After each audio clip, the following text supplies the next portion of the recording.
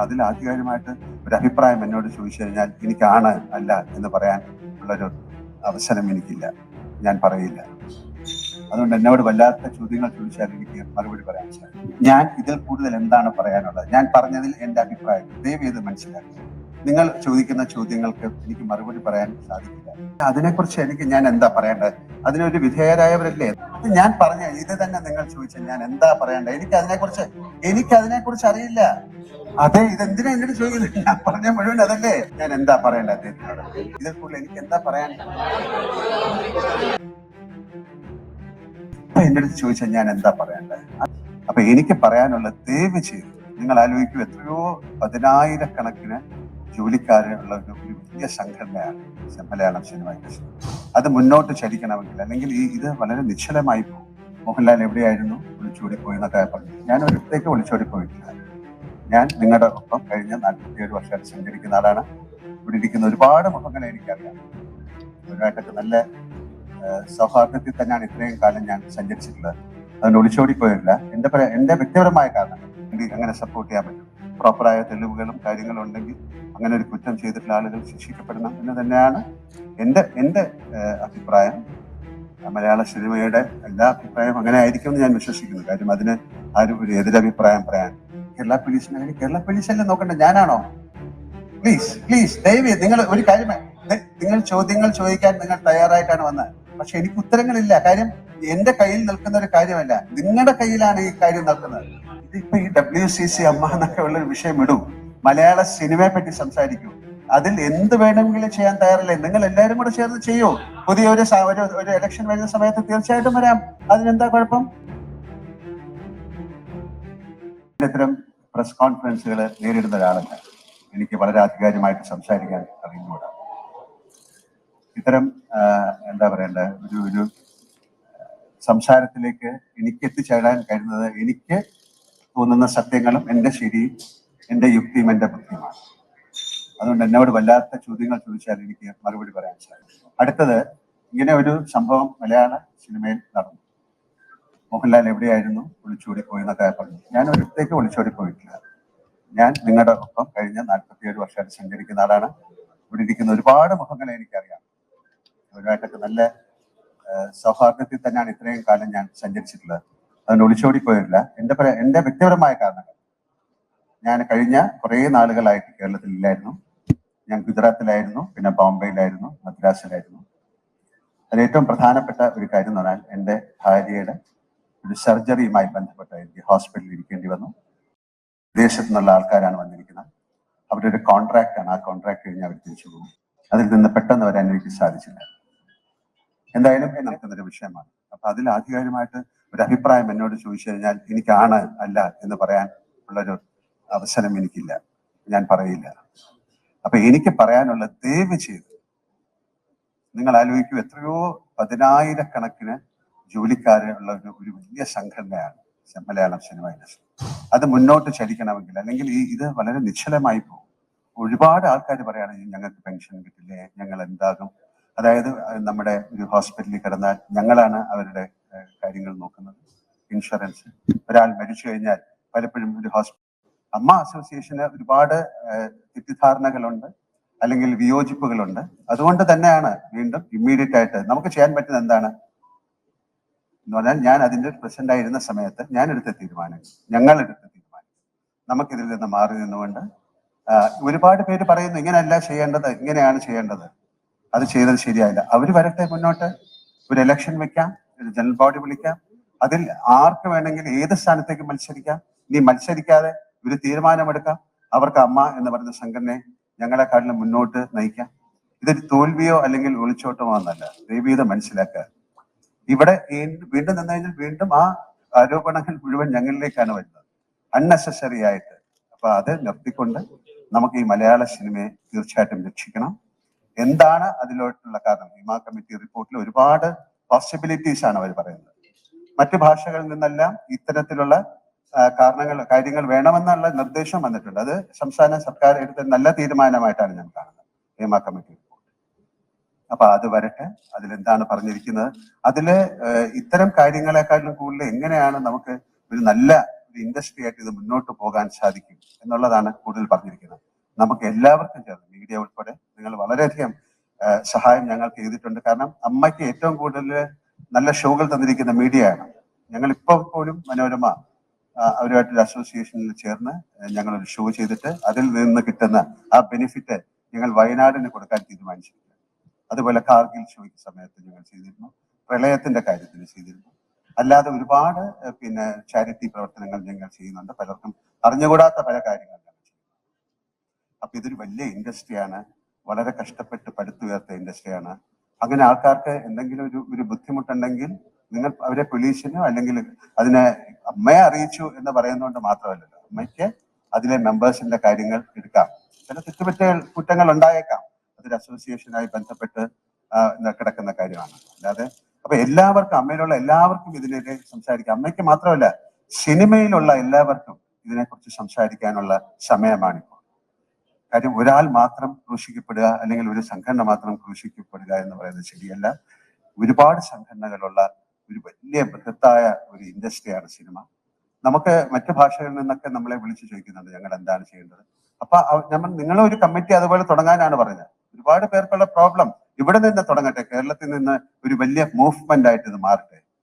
ഇത് എല്ലാ മേഖലയിലും വരണം എന്നാണ് ഞാൻ ആഗ്രഹിക്കുന്നത്. അങ്ങനെ സപ്പോർട്ട് ചെയ്യാൻ പറ്റും. പ്രോപ്പറായ തെളിവുകളും കാര്യങ്ങളും ഉണ്ടെങ്കിൽ അങ്ങനെ ഒരു കുറ്റം ചെയ്തിട്ടുള്ള ആളുകൾ ശിക്ഷിക്കപ്പെടണം എന്ന് തന്നെയാണ് എന്റെ അഭിപ്രായം. മലയാള സിനിമയുടെ എല്ലാ അഭിപ്രായവും അങ്ങനെ ആയിരിക്കും എന്ന് ഞാൻ വിശ്വസിക്കുന്നു. കാര്യം അതിന് ആരും ഒരു എതിരഭിപ്രായം പറയാൻ താല്പര്യപ്പെടില്ല. ഇതാണ് എനിക്ക് നിങ്ങളോട് പറയാനുള്ളത്. ദയവ് ചെയ്ത് നിങ്ങൾ എല്ലാവരും കൂടെ സഹകരിച്ച് ഈ ഒരു ക്രൈസിസിനെ, നമുക്കിപ്പം ഇതിനു മുമ്പ് എന്താണ് നടന്നത്, വളരെ ഇന്ത്യ കാണാത്ത ഒരു വലിയ ദുരന്തമാണ് നടന്നത്, ഒരു ഉരുൾപൊട്ടൽ. പക്ഷെ അതിനെയൊക്കെ നമ്മൾ അതിജീവിച്ചു. പ്രളയം, അതൊക്കെ അതിജീവിച്ചു. നിരപരാധിയായ ഒരുപാട് പേര് അതിൽ ഒഴിച്ചു പോയിട്ടുണ്ടാകും. പക്ഷെ അതൊക്കെ മറന്നുകൊണ്ട് നമുക്കിതിനെ റീകൺസ്ട്രക്ട് ചെയ്തെടുക്കണം. കാര്യം ഈ ഒരു വലിയ ഇൻഡസ്ട്രി തകർന്നു പോയാൽ പക്ഷെ നിങ്ങൾക്ക് എല്ലാവർക്കും സ്നേഹമുള്ള ഒരുപാട് പേര് നിസ്സഹായരായി നോക്കി നോക്കേണ്ടി വരും. അത് വളരെ പാവപ്പെട്ട ആൾക്കാരുണ്ട്, അതിന് സിനിമയിൽ അഭിനയിക്കുന്നവരുണ്ട്, അഭിനയിക്കാത്തവരുണ്ട്. പിന്നെ ഇത്തരം ആളുകൾക്കുള്ള എങ്ങനെയാണ് ഇവർക്കൊക്കെ ഒരു ജൂനിയർ ആർട്ടിസ്റ്റ് എന്ന് പറയുന്നവർക്ക് ഒരു അസോസിയേഷൻ ഉണ്ടാകണം. കാര്യം നമ്മൾ പലപ്പോഴും പോകുമ്പോൾ അതൊരു ഏജൻസിയാണ്, അവരാണ് നമുക്ക് അവരെ ആൾക്കാരെ കൊണ്ടുവരുന്നത്. അപ്പൊ അവരുടെ കാര്യങ്ങൾ നോക്കണം. എന്തെങ്കിലും കംപ്ലൈന്റ് ഉണ്ടെങ്കിൽ അവർക്ക് കൊടുക്കണം. അപ്പൊ ഇതിനൊരു നിയമ നിർമ്മാണം ഉണ്ടാക്കാൻ മലയാള സിനിമയിലെ ആക്ടേഴ്സ് എന്ന് പറയുന്നത് 500 പേരുണ്ടെങ്കിൽ എല്ലാവരും വളരെ എന്താ പറയാ, വളരെ സെന്റിമെന്റലാണ്, പെട്ടെന്ന് എക്സൈറ്റഡ് ആയിരുന്ന ആൾക്കാരാണ്. അവർക്ക് ഇങ്ങനെയുള്ള കാര്യങ്ങൾ പെട്ടെന്ന് അതിൽ തളർന്നു പോകുന്ന ആൾക്കാർ. അപ്പൊ അവരെ തളർത്താതെ ദയവ് ചെയ്ത് ഇങ്ങോട്ടേക്കാണെന്ന് പറയാൻ എനിക്ക് ബുദ്ധിമുട്ടാണ്. കാരണം വളരെയധികം സങ്കടം. ആര് സംസാരിച്ചു ആര് സംസാരിച്ചില്ല എന്നുള്ളതല്ല, എനിക്ക് പറയാനുള്ളത് ഇതാണ്. ഞാനപ്പം ഒരു അമ്മയുടെ പ്രസിഡന്റ് എന്നുള്ള രീതിയിലല്ല, കഴിഞ്ഞ 47 വർഷം സിനിമയുമായിട്ട് സഹകരിച്ച് ഒരുപാട് മലയാള സിനിമയ്ക്ക് ഏറ്റവും നല്ല സമയമുള്ള ഒരു കാലമാണ്. സൗത്ത് ഇന്ത്യൻ ഫിലിംസ് എല്ലാം നോർത്തിലും അല്ലെങ്കിൽ ഇന്ത്യ മുഴുവനും അല്ലെങ്കിൽ പാൻ ഇന്ത്യ അല്ലെങ്കിൽ ഇന്റർനാഷണൽ, ഇപ്പൊ കാനിലൊക്കെ ഒരുപാട് സിനിമകൾ ശ്രദ്ധിക്കപ്പെടുന്ന ഒരു സമയമാണ്. ഇത് വലിയ നാഷണൽ ന്യൂസായി ഇന്റർനാഷണൽ ന്യൂസായിട്ട് ഈ വ്യവസായം തകർന്നു പോകരുത് എന്ന് ആത്മാർത്ഥമായിട്ട് ആഗ്രഹിക്കൂ. നിങ്ങളും എന്നോടൊപ്പം ആഗ്രഹിക്കൂ. ദയവ് ചെയ്ത് ഇതിൽ കൂടുതൽ എനിക്കൊന്നും പറയാനില്ല. Thank you so much. Thank you.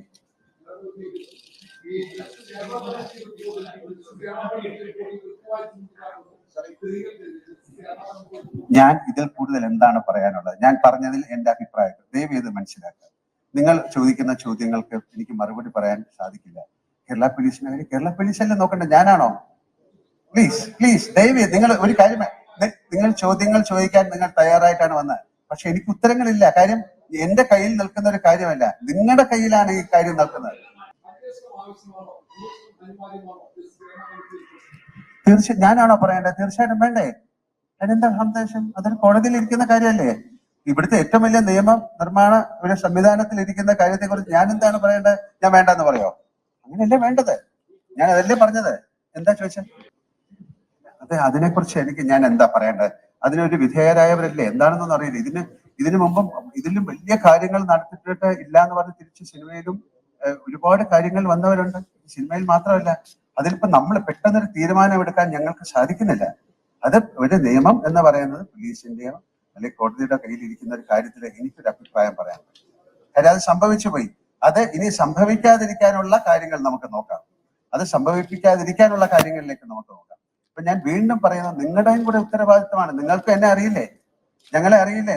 ഞങ്ങളെ കാണുമ്പോൾ ശരിക്കും ഞങ്ങളെ സംസാരിക്കുകയൊക്കെ ചെയ്യുന്ന ആൾക്കാരല്ലേ? ഒരു ദിവസം കൊണ്ട് ഞങ്ങൾ എന്താണ് നിങ്ങൾ കന്യാന്മാരായി പോകുന്നത്? അത് ഞാൻ പറഞ്ഞ ഇത് തന്നെ നിങ്ങൾ ചോദിച്ചാൽ ഞാൻ എന്താ പറയണ്ട? എനിക്ക് അതിനെക്കുറിച്ച് അറിയില്ല. തീർച്ചയായിട്ടും അതല്ലേ പറഞ്ഞത്, അതിന് നിയമമുണ്ട്, തീർച്ചയായിട്ടും കൊണ്ടുവരണം. ഞാൻ വിചാരിച്ചാലാണോ നടക്കുന്നത്? അതിന് പോലീസുണ്ട്, ഒരു ഗവൺമെന്റ് മെഷീനറി ഉണ്ട്, കോടതിയുണ്ട്. അത് അവർ ചെയ്തുകൊണ്ടിരിക്കുന്ന ഒരു കാര്യമല്ലേ? അതിനെക്കുറിച്ച് ഞാൻ ഇതിൽ കൂടുതൽ എന്താണ് എല്ലാവരും കൂടെ പറഞ്ഞാൽ എനിക്ക് കേൾക്കാൻ പറ്റില്ല.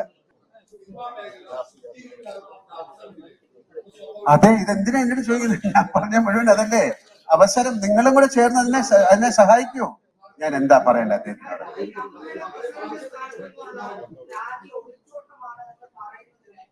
ഞാൻ അതിനെല്ലാം മറുപടി പറഞ്ഞു. ഞാൻ പറഞ്ഞല്ലോ, ഞാൻ ഇതിൽ ഒളിച്ചോട്ടമല്ല, എന്റെ കാര്യങ്ങൾ പറഞ്ഞു.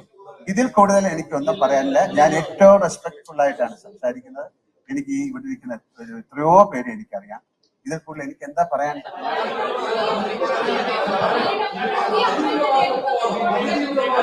ഞാൻ ആർക്കാണ് മറുപടി പറയുന്നത്?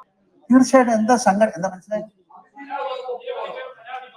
തീർച്ചയായിട്ടും അങ്ങനല്ലേ വേണ്ടത്. നമുക്കൊരു സംഘടന അതിനല്ലേ ഉണ്ടാക്കിയത്, ഞങ്ങളുടെ ആൾക്കാരുടെ സംരക്ഷണത്തിന് വേണ്ടിയിട്ടല്ലേ ഉണ്ടാക്കിയത്. ഇത് ഒരു സുപ്രഭാതത്തിൽ 10, 20, 30 അങ്ങനെ വരുമ്പോൾ നമ്മൾ എന്താ ചെയ്യേണ്ടത്? അതെന്താണെന്ന് അറിഞ്ഞിട്ട് തീരുമാനം എടുക്കാം. ഞങ്ങളുടെ കൂടെ നിങ്ങളും നിൽക്കൂ, നിങ്ങളുടെ കൂടെ ഞങ്ങളും നിൽക്കാം. പിന്നെന്താ? തീർച്ചയായിട്ടും അങ്ങനെയല്ലേ വേണ്ടേ?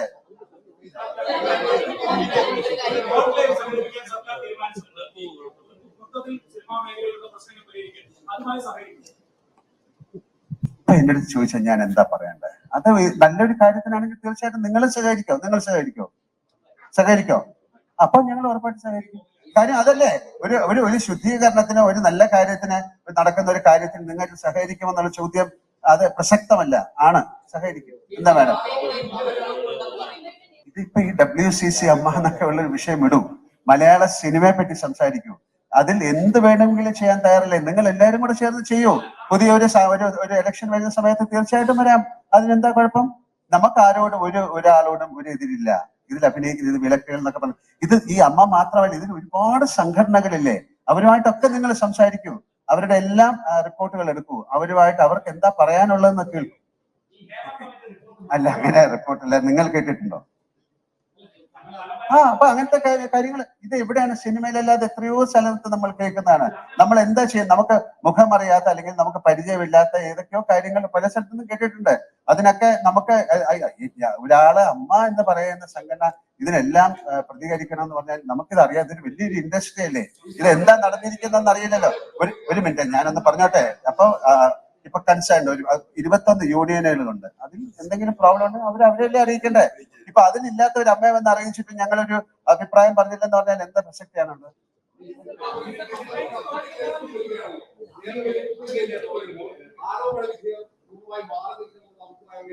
എന്താണ് ഇതിന്റെ ഒരു കാര്യം നടന്നുകൊണ്ടിരിക്കുകയല്ലേ? 2 മാസം അതിനുള്ളിൽ നമുക്കിതറിയാം.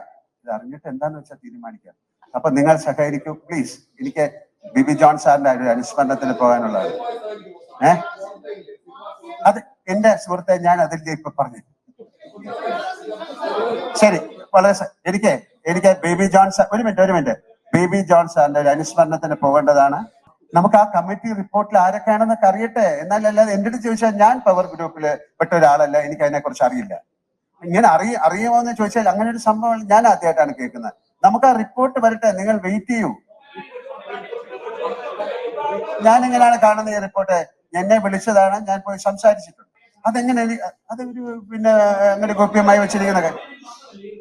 ആ റിപ്പോർട്ടുകളിൽ പറയുന്ന കാര്യങ്ങൾ ഇപ്പൊ നമുക്ക് എങ്ങനെയാണ് പറയുന്നത്? അത് കോടതിയിൽ ഇരിക്കുന്ന ഒരു കാര്യമാണ്. അവരത് പഠിച്ചിട്ട് പറയട്ടെ. എനിക്കില്ലേ, നിങ്ങൾക്ക് ഉള്ള അറിവാണ് എനിക്കും. അങ്ങനെ പൊതുസമൂഹത്തിനൊന്നും ബോധ്യമായിട്ടില്ല. നിങ്ങൾ അങ്ങനെ പറയരുത്. നിങ്ങൾ പൊതുസമൂഹത്തിന് ബോധ്യമായെന്ന് അങ്ങനെ പറയും. നിങ്ങൾ പൊതുസമൂഹത്തിന് ബോധ്യമാകരുത്. അതിനുള്ള ശ്രമങ്ങളാണ് നമ്മൾ ചെയ്യേണ്ടത്. ഞാൻ പറയുന്നു, ഒന്ന് ശ്രമിക്കുക. എന്നെ പറയാൻ സമ്മതിക്കുന്നില്ലല്ലോ. ശരി, താങ്ക് യു വെരി മച്ച്.